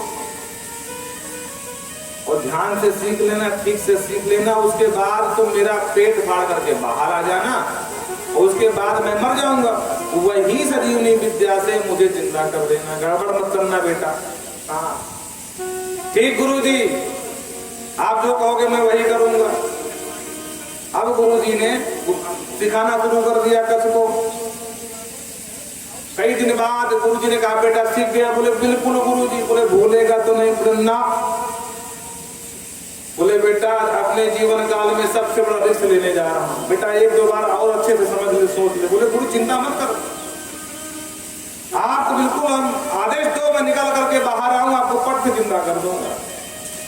अब गुरु जी के सामने धर्म संकट, एक तरफ बिटिया का मुंह देखें, एक तरफ कच्छ को बार बार समझावे बेटा कच्छ अच्छे सीख गया? बोले हाँ बिल्कुल सीख गए। तब आदेश दिया ठीक है कच्छ तुम पेट फाड़ करके बाहर आओ। शुक्राचार्य जी का कच्छ ने पेट फाड़ा, पेट फाड़ के बाहर आए, और बाहर आ करके जैसे ही देखा गुरु जी मर गए। उसी संजीवनी विद्या ब्रह्म विद्या से अपने गुरु जी को पुनः जिंदा कर दिया। बोल भक्त वत्सल भगवान की। गुरु जी प्रसन्न हो गए, वाह पुत्र तुमने, धन्य है तुम। और गुरु जी को प्रणाम किया, गुरु जी की पूजा करी, और पूजा करके चलते बने। देवयानी के पास गए, बोले बहन जी आपने बड़ी सेवा करी मेरी, और गुरु जी ने भी खूब कृपा बरसाई, और बहन जी हम तो चलेंगे। देवयानी का तुम्हारा दिमाग खराब है, मैं तुम्हारी बहन हूं, क्या बोल रहे हो? मतलब समझे नहीं आ रहे। बोले मूर्ख कच्छ, हम तुमसे प्रेम करती हैं, और हम तुमको पति रूप में पाने की अभिलाषा रखती हैं, और अब तुम्हारी बहन नहीं है, और घर जाना तो हमको लेके चलो। कहने का अरे राम राम बहन जी गजब मत भाव, हमने आपको, आप गुरु पुत्री हैं, आपके पिता को गुरु माना है मैंने, तो ये धर्म में कभी नहीं कर सकता। इसलिए भाई देखो बहन जी, आप गलत मान कर रही, ये तब नहीं हो सकता। आप मेरे लिए बहन हैं, बहन ही रहेंगी, हम आपको पत्नी नहीं बना सकते। देवयानी ने कहा सुनो ग्वाला जी महाराज, हाँ, तुम्हारे पीछे हमने क्या क्या किया, पिता को मजबूर किया, तुमको जिंदा, तुम तो मर गए थे। हमारी बात मानो, हमारे पति बन जाओ, कटने का कुछ भी हो जाए और हम तुम्हारे पति नहीं बनेंगे। देवयानी बोलते हम दूसरा मंदिर लाओ, बोलो राधे राधे, बुरा मत मानना। बालिकाओं का स्वभाव बहुत ऐसा ही होता है। देवयानी कहा मैं आखिरी बार पूछ रही हूँ, आप मुझे पत्नी स्वीकार कर रहे हो कि नहीं कर रहे? बोले ना, तो नहीं कर रहे हो तो मैं भी श्राप देती हूँ कि तुमने जो मेरे पिता से विद्या सीखी है, ब्रह्म विद्या, मृत्युंजयी विद्या, वो सब भूल जाए, विस्मृत हो जाए। कंस ने कहा बहन जी तुमने ये बिल्कुल ठीक नहीं किया है, दो बार मर के मैंने विद्या सीखी, कैसे कैसे करके सीखी, और तुमने सीखी सिखाई विद्या में पूरी करी कराई मेहनत में पानी फेर दिया। हम भी तुमको श्राप देते हैं, तो दुनिया का कोई ब्राह्मण बालक तुम्हारा वर्ण नहीं करेगा, ये मेरा श्राप है। और दोनों की शापाशापी हो गई। देवयानी आज याति से कहती है कि देखो कच्छ का श्राप है, उसने श्राप दिया था कि दुनिया का कोई ब्राह्मण को तुम्हारा वर्ण नहीं करेगा, तो ब्राह्मण बालक तो वैसे नहीं मिलना है, कम से कम आप क्षत्रिय मिल गए हो, अब आप प्रेम से विवाह करो, पिता की चिंता बिल्कुल मत करो। तो ठीक है, पिताजी से एक बार आज्ञा ले लेते हैं, चलो पिताजी के पास। याति को लेकर के देवयानी शुक्राचार्य जी के पास आए। पूरे जब वृत्तांत मालूम पड़ा, शुक्राचार्य जी का कोई बात नहीं, हमारी आज्ञा है, विवाह हो गया। बोलो राधे राधे। और विवाह के बाद देवयानी ने कहा पिताश्री अब एक काम तुमको करना होगा। बोले क्या? बोले दानवराज वृषपर्वा की पुत्री ने मुझे कुतिया कहा था, और ये मैं चाहती हूं कि आप इनको त्याग दीजिए। शुक्राचार्य ने कहा विद्या का आदेश, जो विद्या कहेगी मैं वो करूंगा। देखो भाई वृषपर्वा, मेरी पुत्री ने कहा है, तुम्हारी पुत्री ने अपमान किया, मैं तुमको छोड़ रहा हूँ। वृषपर्वा हाथ जोड़ लिए, बोले गुरु जी गड़बड़ मत करो, बिटिया का अपराध बाप को मत भुगवाओ, आपके बिना हम तो जीव नहीं सकते हैं, हमारा कोई ठिकाना नहीं, देवता हमको मार डालेंगे, हम तो आपके सहारे। बोले ना, तुम्हारी बेटी ने मेरी बेटी का अपमान किया, इसलिए हम तो एक भी पल नहीं रुकेंगे। वृषपर्वा के साथ जितनी दैत्यों की प्रजा भी सब आ गए, गुरुजी गजब मत खाओ, गुरुजी हमको मत त्यागो, गुरुजी। और गुरुजी देवयानी को देखे, बेटिया जाओ।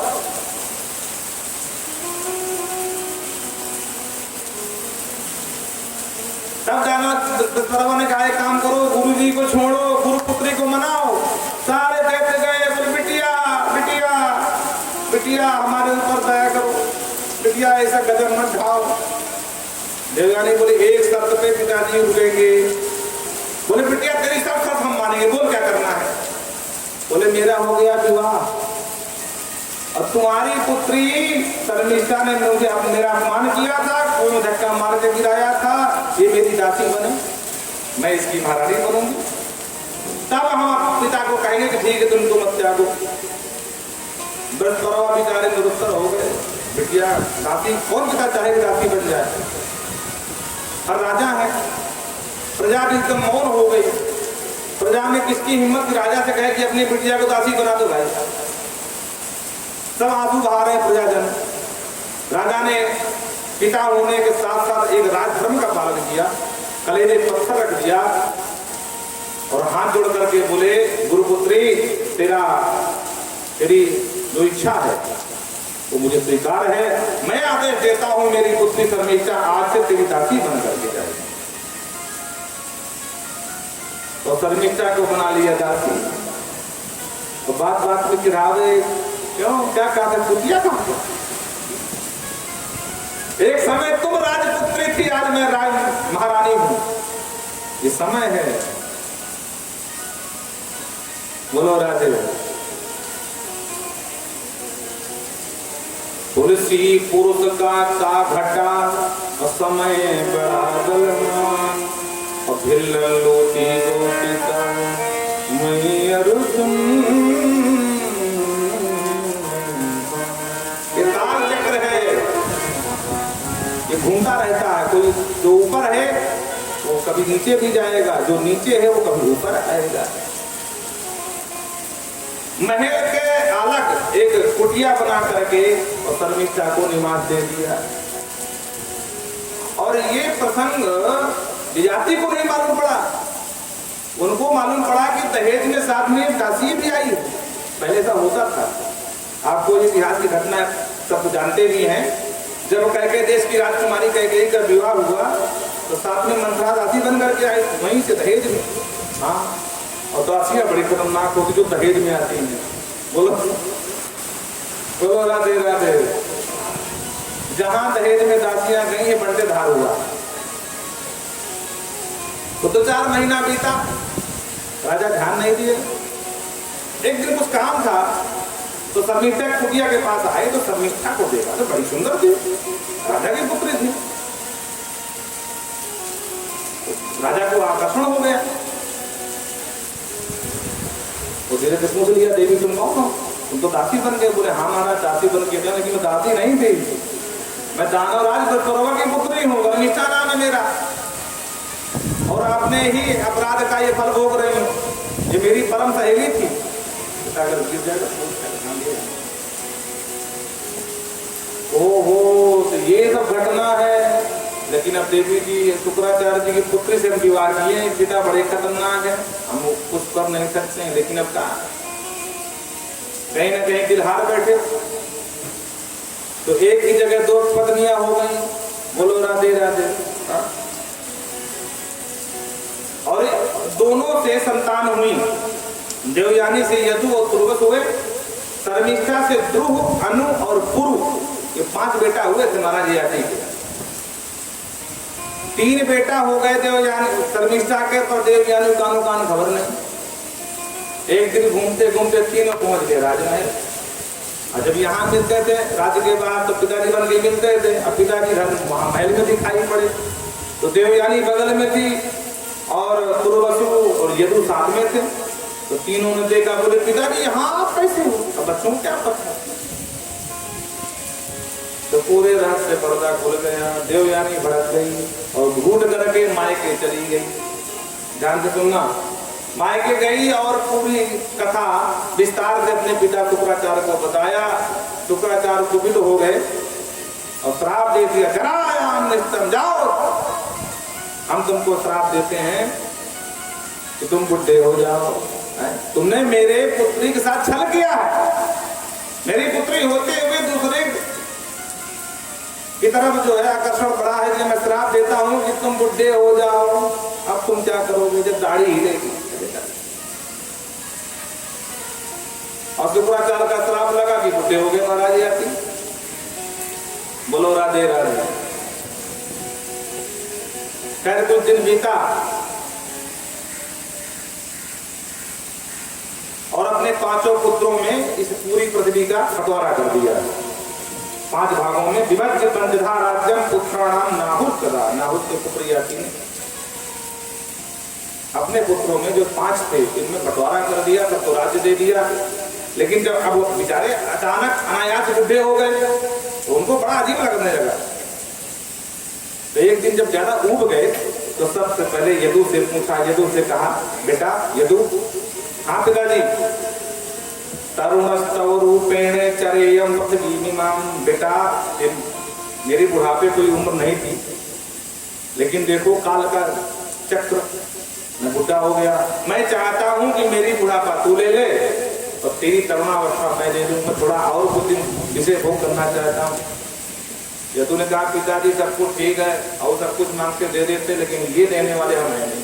बोलो राधे राधे। जैसा किए वैसा भोगो। अरे काहू न को सुख दुख कर दाता, काहू न को सुख दुख कर, काहू न को सुख दुख कर दाता, काहू न को सुख दुख कर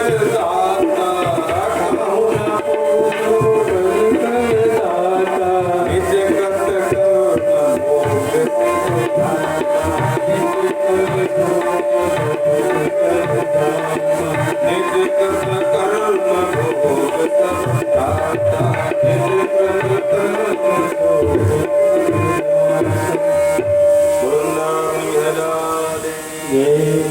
यदु ने मना कर दिया। यदु के पास तुरवस के पास आए, बोले बेटा तुम मेरा बुढ़ापा ले ले। ना पिताजी। इसी तरह चारों बेटों से कहा, पर किसी ने पिता का बुढ़ापा नहीं लिया। सबसे छोटे बेटे पुरु के पास आए, पुरु से भी यही बात कही। पुरु बोले अहो भाग्य, अगर पिता के कोई काम पुत्र आ सके उससे बड़ा कोई सौभाग्य नहीं है। आप सहर अपना बुढ़ापा मुझे दीजिए और मेरी जवानी आप दे दीजिए। चारों बच्चों को श्राप दे दिया, जाओ मेरा श्राप है कि चारों का राज छिन जाएगा और आगे तुम्हारा वंश नहीं चलेगा। इसलिए पुरु का ही वंश चला, बाकी किसी का वंश चला ही नहीं। कालांतर में बहुत दिन तक विशेष सुख भोग होगा, पर अंत में समझ गए कि नहीं भाई, यथा तप्तः कामेषु भोगेषु नराधिपः। इतना विषय काम भोगने के बाद भी जब तृप्ति न हुई, तदा पुरोसका स्वाध्याय स्वाम जराम प्रत्यपद्यत। अंत में ग्लानि हो गई और पुरुष से बोले बेटा मैं समझ गया कि विषय भोगों के भोगने से कभी इंद्रियां तृप्त होने वाली नहीं है। इनको तृप्त करना है तो त्याग वैराग्य ही सबसे श्रेयस्कर साधन है। बेटा अपना ये जो आपने मुझे जवानी दिया था, ये जवानी वापस लो और मेरा बुढ़ापा मुझे वापस दो। बुढ़ापा लेकर के और जाकर के भजन करने लगे। बहुत बड़े शिखर में जाकर भजन किया। कहते हैं मनुष्य को उसी प्रकार अपनी इच्छाओं को मार देना चाहिए, समेट लेना चाहिए, इंद्रियों को समित करना चाहिए। जैसे प्रत्याहरे कामान सर्वे सोमकान कूर्मवत, जैसे कूर्म कहते हैं कछुए को, जैसे कछुआ अपने हाथ पैर बाहर फैलाता है और समय आने पर धीरे से सिकोड़ लेता है, उसी तरह बुद्धिमान इंसान को हालातों से समझौता कर लेना चाहिए। प्रेम से बोलो राधे। मनोज जी की तरह हो न विषय विराग, भवन बसत भा चौथपन, हृदय बहुत दुख लाग, जन्म गयो हरि भजन भी ने। आज इनको ग्लानि हो गई और सब कुछ छोड़ करके कहते हैं सुमेर पर्वत में जाकर के भजन किया। यदा भावम न कुरुते सर्वभूतेषु पापकम, कर्मणा मनसा वाचा ब्रह्म संपद्यते यतः। मन वाणी कर्म से जिसके अंदर पाप भावना नष्ट हो जाती है उसी को ब्रह्म का साक्षात्कार होता है। अंत में जब इनकी सारी पाप भावना नष्ट हो गई, इनको भगवान नारायण ने दर्शन दिया और इनका उद्धार हो गया। बोल भक्तवत्सल भगवान की जय हो। जीयंत जीर्यतः केसा संता जीयंत जीर्यतः। कहते हैं शरीर भी बुढ़ा हो जाता है, केस भी बुढ़े हो जाते हैं, दांत भी बुढ़े हो जाते हैं, पर ये हमारी तृष्णा कभी बुद्धि होने वाली नहीं है। न जीर्याद कभी जीर्ण नहीं होती है। इसको अगर संयमित करना है तो संयम के कोड़े बरसाते रहो। बोलो राधे राधे। आज एक भजन सुनाते हैं, फिर आगे कथा सुनाएंगे, क्योंकि आज बात वैसे भी ज्यादा संगीत हुआ ही नहीं, भगवान की कृपा से। अरे अगर श्यामा जू ना होती, कहाँ भैया, तो हम जैसों का क्या होता। अगर श्यामा जू ना होती तो हम जैसों का क्या होता। अगर श्यामा जू ना होती तो हम जैसों का क्या होता। अगर श्यामा जू ना होती, अगर श्यामा जू ना होती तो हम जैसों का क्या होता। तो हम जैसों को क्या होता। सफीना डूबता अपना, सफीना डूबता अपना, पार से पार ना होता। सफीना डूबता अपना, अगर श्याम मार्ग ना होती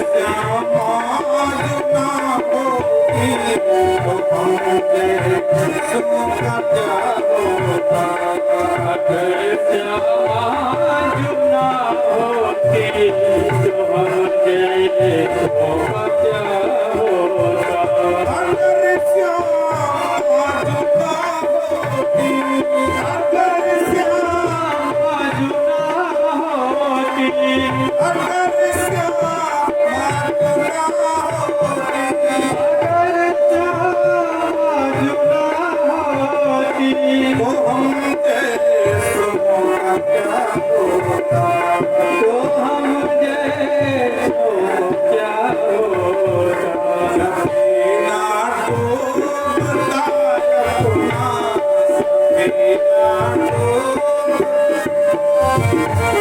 भंवर से पार ना होता, सफीना डूबता अपना, भंवर से पार ना होता। हरि क्या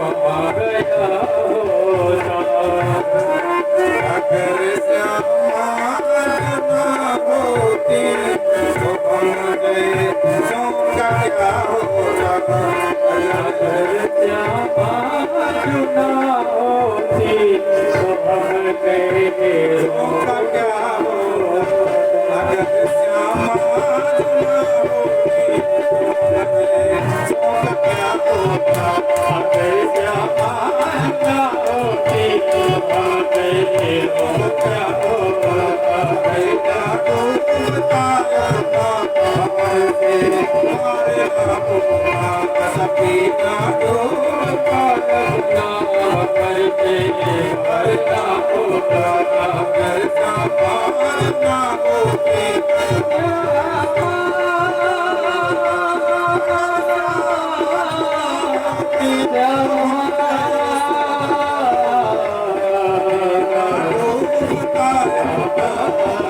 से मारे ना होता सपीना